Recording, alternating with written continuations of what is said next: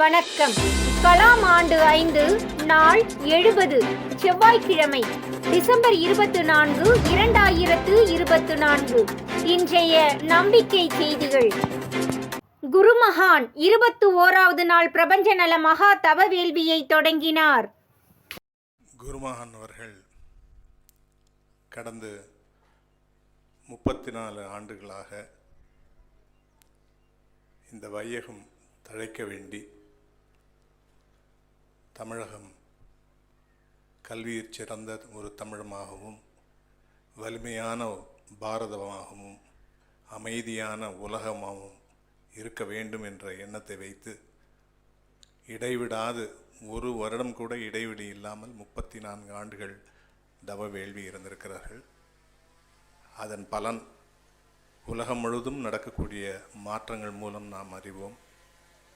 அந்த வகையிலே 35வது தவ வேள்வியில் அடியெடுத்து வைக்கும் குருமகான் அவர்களை பாதம் வணங்கி குருமகான் சார்பாகவும் உலக சமாதான அறக்கட்டளை மற்றும் ஸ்ரீ பரஞ்சோதி யோகா கல்லூரியின் சார்பாகவும் உங்கள் இங்கு கூடியிருக்கும் அனைத்து ஞானியர்களையும் வருக வருக என்று வரவேற்பதில் மற்றற்ற மகிழ்ச்சி அடைகின்றோம். நாங்கள் நினைக்கிறதெல்லாம் ஒன்றே ஒன்று, ஒரு லட்சிய சமுதாயம் உருவாகணும். அது இந்த நல்லூர் வட்டத்தில் இருந்து அதற்காக செயல்பட்டு கொண்டிருக்கிறார்கள். குருமகானுடைய தினந்தோறும் அவருடைய ஆசியோடு நாங்கள் இதை தொடர்ந்து செய்து கொண்டு இருக்கிறோம். பாலையா அவர்களும் பள்ளிதுரையா அவர்களும் இதற்காக மாநிலம் முழுவதும் சென்று சுற்றுப்பயணம் செய்து அவர்கள் அதை செய்து கொண்டிருக்கிறார்கள்.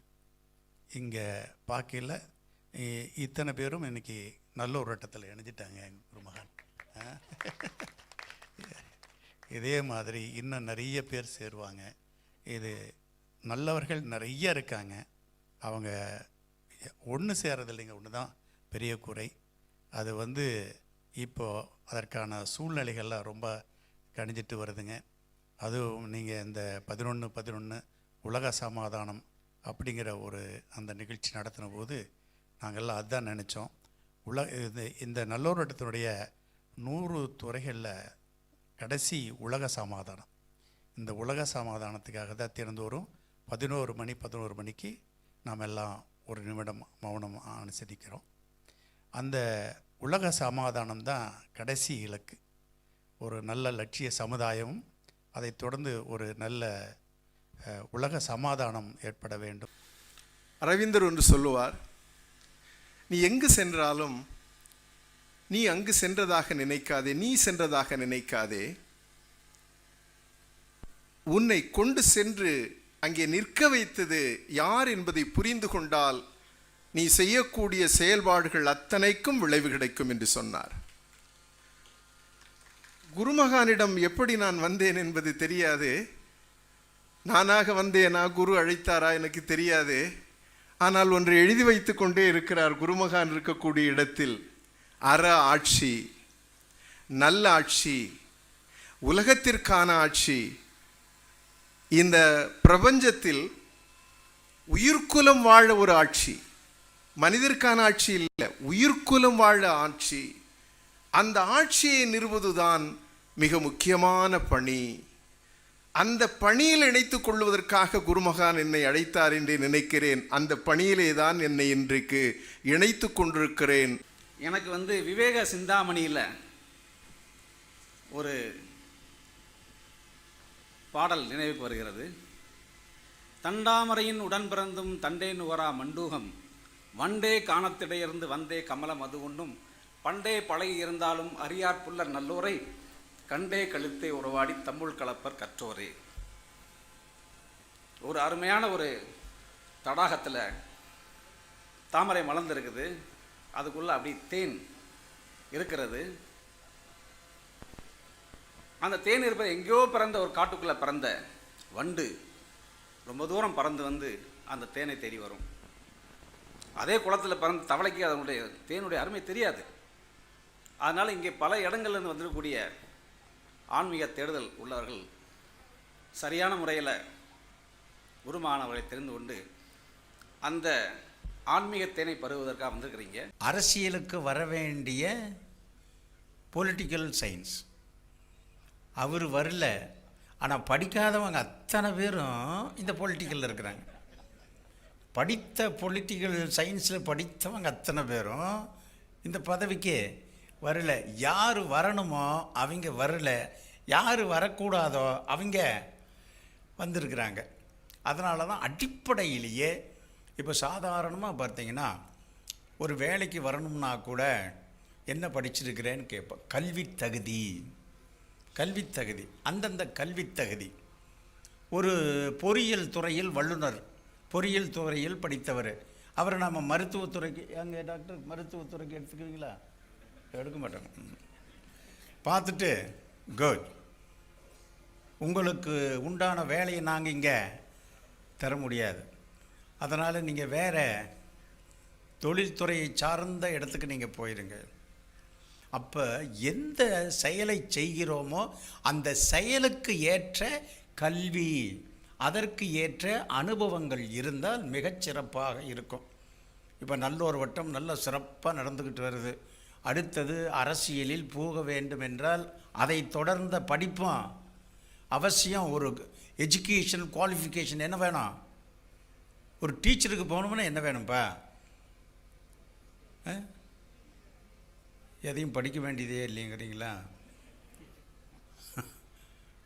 ஆசிரியருக்கு உண்டான படிப்பு என்ன டிகிரி இருந்தாலும் என்ன வேணும்? பேச்சுலர் ஆஃப் எஜுகேஷன் வேணும். கல்வியியல், அந்த கல்வியியலை படித்தவர்களுக்கு ஒரு ஆசிரியர் பட்டத்தை கொடுக்குறோம். அதை போல வருங்கால உலகில் இந்த மாதிரி ஒரு பொலிட்டிக்கல் சயின்ஸ், அரசியல் ஞானம், அரசியல் அறிவு, அடிப்படை அறிவு இருந்தாலே போதும். அப்படி இருந்ததுன்னா அவர்கள் அரசியலில் புகுகின்ற போது உண்மையிலேயே அந்த அரசியல் நிர்வாகமும் சிறப்பாக இருக்கும்.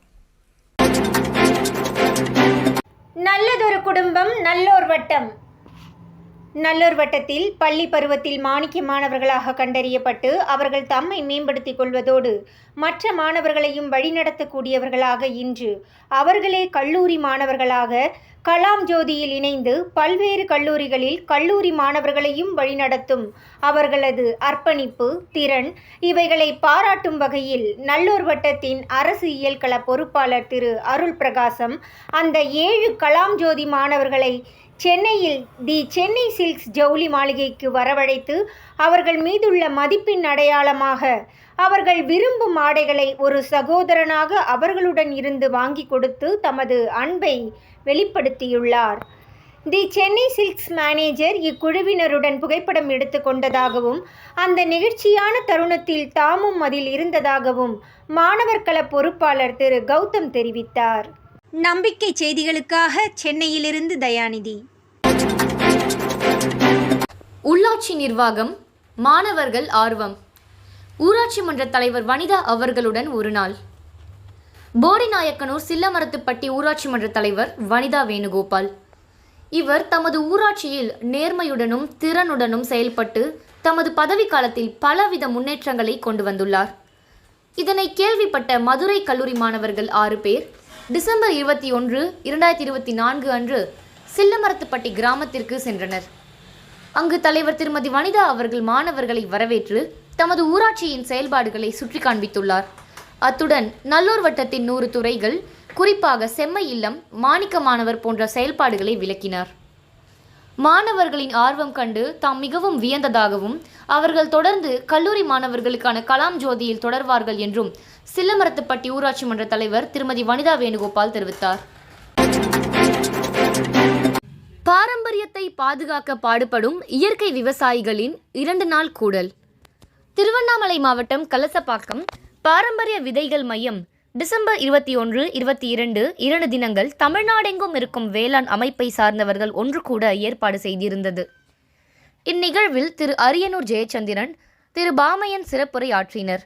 திரு பாமையன் அவர்கள் வேளாண் அமைப்பு குழுக்கள் எவ்வாறு செயல்பட வேண்டும் என விளக்கினார்.